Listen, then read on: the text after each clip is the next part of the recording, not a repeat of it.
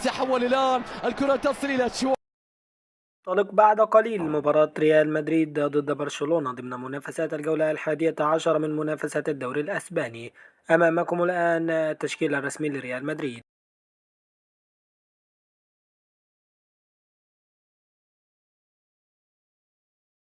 أما بالنسبة لتشكيل برشلونة الرسمي كما سيظهر أمامكم الآن: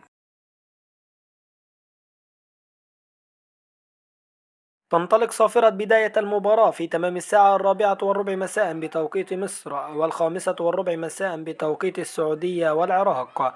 تنقل المباراة حصريا على قناة بين سبورت HD 2، حيث تلعب هذه المباراة على ملعب منتج ويك الأولمبي. شكرا لكم والسلام عليكم ورحمة الله تعالى وبركاته.